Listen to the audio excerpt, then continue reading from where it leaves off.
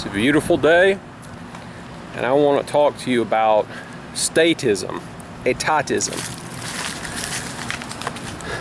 If you listen to conservatives and libertarians, which I imagine probably a simple majority of the people listening to this were probably libertarians or conservatives at some point in their intellectual development.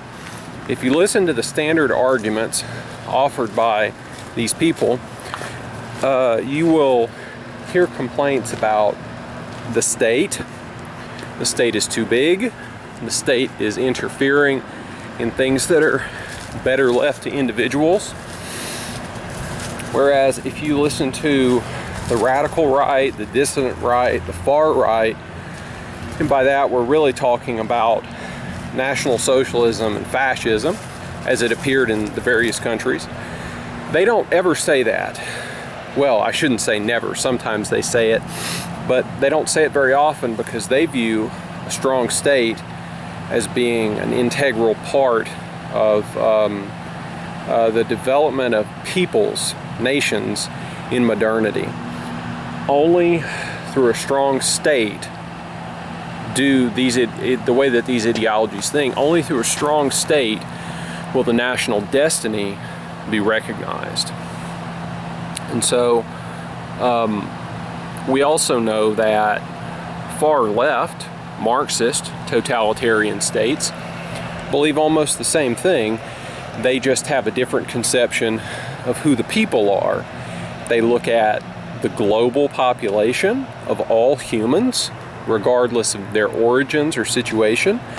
And they also talk about class. So they talk about the destiny of the global humankind. That's what liberalism does. And then for the Marxists, they talk about the global population of workers. So the difference between left statism is that emphasis on a global population, and the emphasis that the right statism is on a people. It's on a specific people or a nation, or I guess it could be a race. Theoretically, it could be a race such as the Europeans. So in late National Socialism historically, when you see integration in Central, Eastern, and Western Europe as a goal, something that Hitler and people in his group were trying to implement to some degree to create an early, far-right European community, you see that. You see the Europeans as the group rather than this global population of all humans or either a class. Now, the reason that I'm talking about this is because I've been reading, I finished this book by A. James Gregor called Mussolini's Intellectuals, and you can get that book online for free. And then there's also a audiobook that's been recorded by a guy named Skanderbeg Jr., and he's a hero for doing that. His stuff is top-notch. He reads very well. He's got some mispronunciations, and he doesn't correct his errors when he makes them, and that's actually a good thing because it just means he blasts straight through it. And so he's got several books online at archive.org, and this one by A. James Gregor was one that I had known about but hadn't finished reading, and so reading the PDF and listening to the audiobook, I finished it and it was great. I didn't know that much about the intellectual tradition, the history of fascism itself, and A. James Gregor, the author, is a very interesting character. Is he one of our guys? Well, I guess I would have to say yes, but it's almost like he's an infiltrator in the sense, not into our side, but into their side, into the opponent's side, because he knows so much about Marxism and Marxist thought that I feel like he must have been a Marxist at some point in his life, before, maybe as a young man, right? Like in his 20s or something, late teens, 20s, before he converted to being, a pro-fascist. The last 20 years of his career is just one gigantic apology for Italian fascism. And he had a major job, like he was a full professor at UC Berkeley in the political science department, as an apologist for fascism. That's highly unusual. And so, of course, in order to do that, he trashes National Socialism and says, oh, you know, these guys were so bad, they did all these bad things to this certain group of people that's more important than all other groups of people that have ever existed. So he adopts a pretty standard mainstream line in that regard.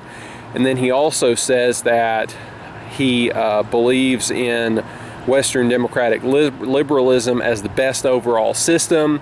So he's already capitulated on those two perhaps most important points, which is subservience to all Juda, as Alfred Rosenberg wrote about it sometimes. Instead of Welt Judentum, it's all Juda.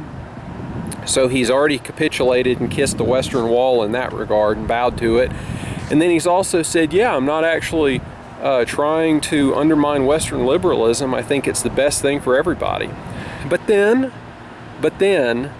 you read the guy's book, or any of his books, at least the 3 or 4 that I've read substantial parts of or completed, and he's one of our guys. There's just no doubt about it. So in life, you decide if you're going to make these compromises, and I don't know, I can't really fault him for it, even though some of his statements that I've read I strongly disagree with, obviously. Another reason I'm interested in A. James Gregor, it's like Anthony or Antonio Gamigliano is his real name, of course, but he changed it to Anthony James Gregor. Another reason I'm interested in him is when he was a younger guy, and he just died in 2019 or 2020, I want to say, probably 2019, and guy was almost 100 years old. He was at least 90. He was somewhere between 90 and 100. So in the 50s, in the late 50s, he was publishing articles in Oswald Mosley and Diana Mitford, their magazine called The European. And so he's got an article, supposedly, in a 1958 edition of this magazine, The European, in which he's saying that Walter Gross, Walter and then Gross, Walter Gross really was a really great thinker in terms of eugenics and racial theory. And he was saying this because in the 1950s, maybe even in the 60s too, Gregor was working for the International Eugenics Project, Eugenics Consortium, which was sort of just a leftover piece of, like a chopped off root of this great tree that had existed in the teens, 20s, 30s, and 40s from the international eugenics community. This tiny little fragment of it that was left. He was working with them, and so he came across the work of Walter Gross, who was probably the leading National Socialist, I don't know, I guess you could say director or political administrator for eugenics in the right.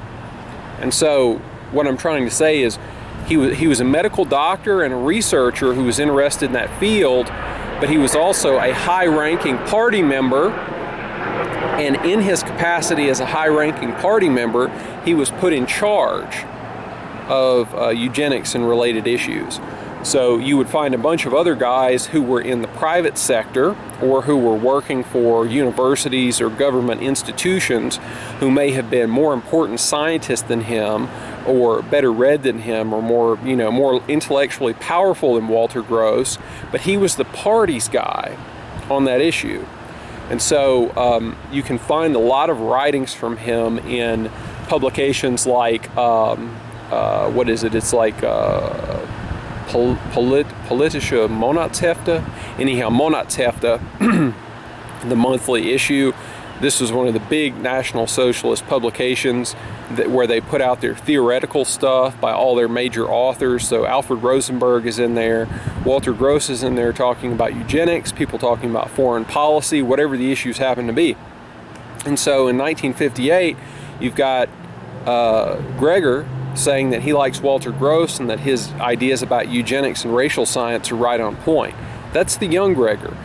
The later Gregor, the Gregor from the late 1990s and early 2000s, by contrast, is saying that the National Socialists' racial theory was really bad and that the fascists were good because they had more of a civic nationalist approach to the racial question, where they don't really want to deal with race. They want to deal with economics, social, cultural, and political things. They don't want to deal with race. And so that's the change that you see in Gregor, and I'm pretty sure, I mean, at some degree, it has to be an honest change that he made intellectually, but in another way, it's also very convenient for him to switch over to that point of view. So, what else can I say? We should read his books, we should talk about it, and we should learn more about the history of Italian fascism for those of us who are on this side of the political spectrum but don't know much about it, because there are important arguments and reasons to be in favor of Italian fascism and also to be hostile towards it. Gregor, for instance, argues that Italian fascism is basically like the further development of Marxism. Once the Marxists realized, at least in Italy, how much of Marx's theory was garbage, they then go in another direction. And so it's the fusion of, what can you say, nationalism with syndicalism. So maybe it inherits really more from George Sorel, who's, you know, a heretical Marxist, basically. So rather than traditional Marxian Marxism or Engelian Marxism, you have Sorelian Marxism, and then the fusion of that with nationalism. So it's a very interesting topic, and how these different intellectual traditions develop over time and fuse with other things. The Italians inherited so much from Hegel through Marx, and then rolled back and sort of went to closer to the original Hegel rather than the Marxist derivation of Hegel. Just all terribly interesting. But eternally, Mussolini and the Italians have to win undying and eternal respect and honor for being the first in Europe to come up with an anti-Marxist plan for modernity that was illiberal, anti-democratic in the sense of being Western plutocracy, as being synonymous with democracy. So even where we would disagree with them and want to do something else and adhere more to racial science and more to ethno-nationalism, where I myself think I would be in line with that rather than the post-Marxist approach, they deserve our undying respect, and they influenced all of the later movements in Europe and in America. Basically every single country, you know, they're influenced by what was being done in Italy. They were the first. Primus inter pares. Okay, that's all I wanted to say. We need to read A. James Gregor, think about it, and understand the traditions that we come from more clearly, so that we don't have to reinvent the wheel, and that we know where we came from, because again, that is what distinguishes us from the other side, in that they want to destroy everything that came before, and we want to fulfill the promise of our history. Thank you for your time. I'd like to add to what I recorded earlier, the question of if we want to have a state, or a big state, or a total state, it's somewhat academic in the sense that currently we live under an alien empire. We're not really citizens, we're just subjects, and we don't really have rights or responsibilities, we just have positions that we occupy. We have sort of an extra legal status vis-a-vis the rulers of this empire. They don't consider us to be their racial kinsfolk. They don't consider us to be their comrades in a polity. We're more than slaves, but we are less than citizens. So I think the correct term for that is subjects. We're imperial subjects. And this is the same whether you live in Japan or Germany or the United States or Great Britain, France, Greece, Spain, Finland. Doesn't really matter. Any of these Western countries, South America, Argentina, it doesn't matter. Wherever we live in these Western countries, we don't really have a state of our own. We just have satraps. We have local satraps and local administrations that are staffed in large part by simple job seekers and also racial traitors to the different nations and different peoples. And so in large part, this question about what kind of state do we need and what kind of state do we want, it's academic, because we can't achieve a change in our geopolitical or national situations at this time. If you think about, make a historical comparison to the Bolsheviks. In 1904 and 1905, they tried to make something happen. When did they want to do revolutionary activity? It was during a war in which Imperial Russia was doing very poorly. And that war put the government under great strain. It taxed the resources and administrative capacity of the empire, and that's when they did their revolutionary work. And then they failed, right? So what did they do? They did it again. Near the end of a war in which the state was taxed, the administrative capacity was overwrought, and there were all sorts of problems. And the same thing happened in Germany at the end of World War I. And so I'm thinking that most likely that's going to be the opportunity that we have. And I think it's going to come about because there will at some point be a serious conflict between, on the one hand, the ZOG sphere, right, in which New York, London, and Tel Aviv are really the triangle, the Masonic triangle of evil.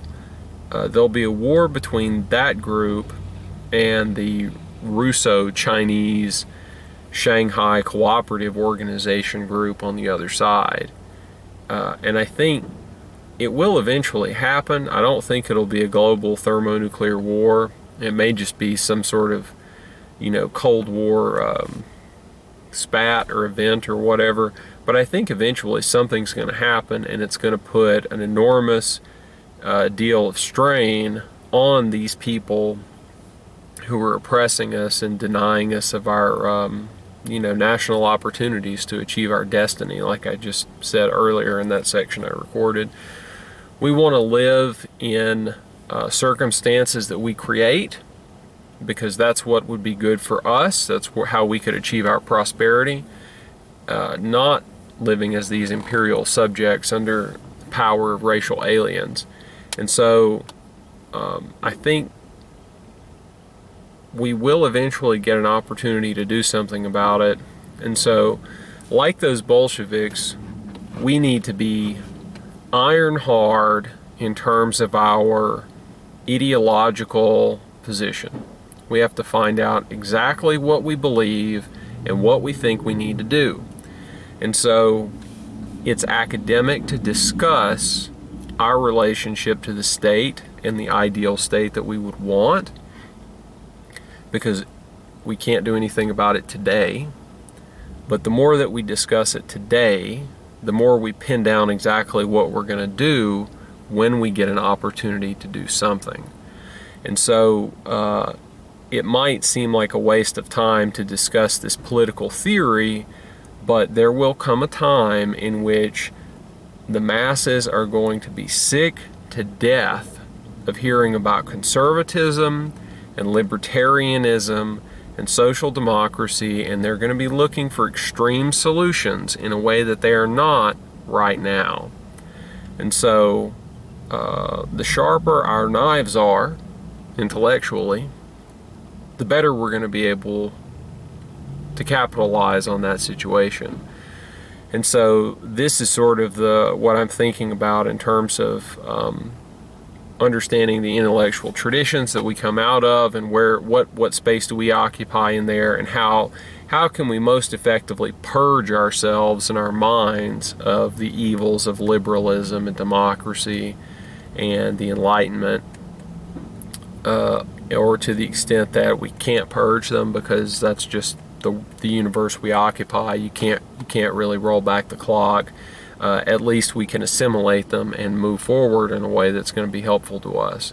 So this is really what I wanted to say. What I wanted to add on is that talking about the state and the relationship that we have to it is not an immediate practical political concern, and it's not really even something that we can use to propagandize to other people. If you're going to go talk to some middle class person or some working class person and you start talking about Hegel and the state, that's going to be so far out there, and you're really just going to confuse them and probably alienate them, honestly. But at the same time, amongst us, the people who care about this stuff, I do think those are important conversations to have. I know that, for instance, in the Nordic countries, if you have people that are generally descended from, Nordic type stock, Scandinavian type people, I guess they're more naturally liberal and libertarian and individualistic, just by their nature. That's just how they are up there.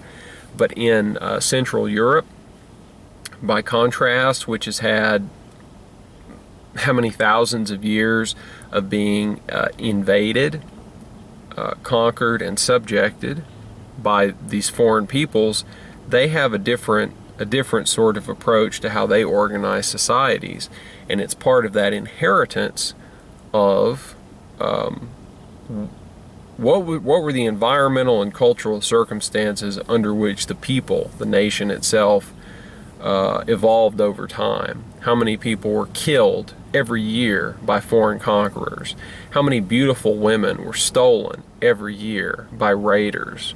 How many children were taken away and castrated and used as sex slaves by foreign conquerors? These things actually change the gene pool of the people, right? There are implications to all these things that happen over more than one generation. And so in America, for instance, I don't think something like a really stringent National Socialism would ever work, because we're in large part descended from people other than Germans or Germanic type peoples. The English and the Germans, for whatever their common similarities and heritages, it's just they're pretty different. And so something like a strict National Socialism would never work in America. There might be other places where it would work. And so these concerns are going, who are your people and where do they live and how long have they lived there and who have they interbred with? This is going to feed into these questions in which we answer, what is the ideal state? I don't believe that there is a platonic ideal state. It's going to have to be matched up to a certain nation and a certain historical circumstance that's going to determine, is it going to be the total state, the big state, or just the state? Okay, I think you get where I'm coming from, so we'll go ahead and end here. Thank you for your time.